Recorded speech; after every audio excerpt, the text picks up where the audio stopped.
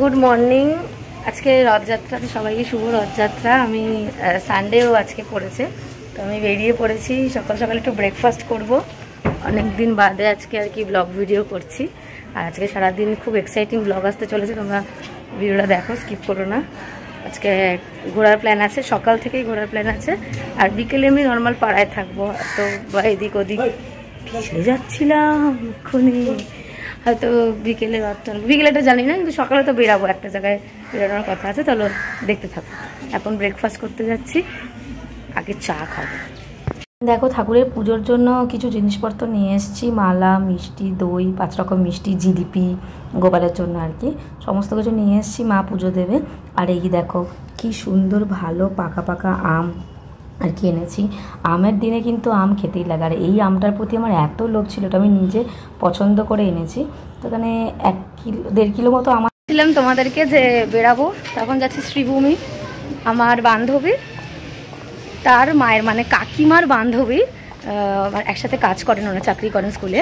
তো ওনার বাড়ির সামনে প্রত্যেক বছরই রথযাত্রা উপলক্ষে অনুষ্ঠান হয়, তো সেখানে ইনভাইটেড ওনারা। আর আমি তো জানোই, আমাকে আলাদা করে বলতে লাগে না। এটা বলছে না, নাক সুর করছে। তো এটা আমার লুক এনচার, কেমন লাগছে অবশ্যই বলো, আর পারলে শেয়ার করবো। চলো, তো বাস স্টপে চলে এসেছি, বাসের জন্য ওয়েট করছি। একই বাসে উঠবো, ওরা উঠে গেছে।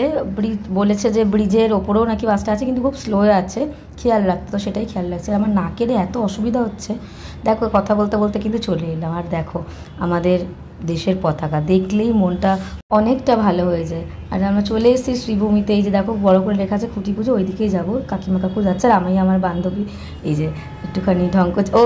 ও কিন্তু এরকম নয়, আমার ক্যামেরাতে এরকম করে, দুষ্টামি করে। যাই হোক, আমার ভালো লাগে ওর সাথে এইগুলো করতেও, ক্যামেরা আসতে চায় না। আর এবছরে এটা খুঁটি পুজো। থিমটা তোমরা কম বেশি হয়তো সবাই জানো, তাও আমি একবার বলে দিচ্ছি। অন্ধ্রপ্রদেশের তিরুপতি মন্দির এখানে হচ্ছে, তো তোমরা দেখতেই পারবে। আর 3 মাসের বোধহয় অপেক্ষা বেশি করে। আর কি সুন্দর চারিপাশটা সাজিয়েছে, দারুণ সুন্দর কিন্তু লাগছে দেখতে, এত সুন্দর করে সাজিয়েছে। আর যেহেতু রথযাত্রা উপলক্ষে মানে রথের দিনকে, এই দেখো এটা হচ্ছে থিম, রথের দিনকে যেহেতু হচ্ছে অনুষ্ঠানটা, তাই জন্য রথেরও কিন্তু ছোটো ছোটো রথ দিয়েও কিন্তু অনেক সুন্দর ডেকোরেশন করেছে। জগন্নাথ দেবকেও আনা আছে, দেখাবো তোমাদের সাথে, আমি সবই শেয়ার করব। আর এখানে পুজো হচ্ছে, আমার বান্ধবীরা ওই দিকটাতে গেল, আমি গেলাম না, আমি একটু পরে যাব। দেখো আমাকে না প্রথমে ঢুকতে দিচ্ছিল না, ভুলেই গেছে। আমি বলছি যে ভেতরে লোক আছে, তারপর অনেক বলাতে ঢুকতে দিল। সবার জন্য হয়তো না, তাই জন্যে। আর কত পুরোনো দিনের বন্ধুর সাথে দেখা হয়ে গেছে, একসাথে আমরা পড়তাম। আর আসতে না আসতেই প্রসাদও পেয়ে গেছি। জগন্নাথ প্রভুর মহাপ্রসাদ কী যে ভাল লাগছে পেয়ে। প্রসাদ খেয়ে বসে আছি, দেখছি। পুজো কিন্তু কমপ্লিট হয়ে গেছে। আমার বন্ধুরা আর কি টিপ পরে নিয়েছে, আমি পড়তে পারিনি। আমি একটু বললাম না, আমাকে ঢুকতে দিচ্ছিল না কেন জানি না। তো ওটাই আমি চেষ্টা করছি যে কাউকে বলার, কোনো আন্টি যদি আমাকে পড়িয়ে দেয়। আমার টিপ পড়তে খুব ভালো লাগে আর কি। আর মন ভরে দেখছি, এত সুন্দর লাগছে। অনেক অনেক গেস্ট এসছে, অনেক লোক। এটা কিন্তু একটা বিরাট আয়োজন করা হয়েছে বলতেই হবে। আর এই দেখো এবার খাওয়ার জন্য, আর আমাদের কিন্তু আমরা ভিআইপি লাইনে খেয়েছি। বললাম আর কি যে বিউটি মাসি, মানে কাকিমার সাথে যিনি কাজ করে, আমার মাসি হলো ও মাসিটাকে, তো একদম ভিআইপি লাইনে খেয়েছি। খাওয়া দাওয়া খুব ভালো হয়েছে। খাওয়া দাওয়া মানে পোলাও ছিল, খিচুড়ি ছিল, চিলি পনির, লাবড়া ছিল, পান্তুয়া ছিল, পায়েস ছিল, খুব ভালো খেয়েছি।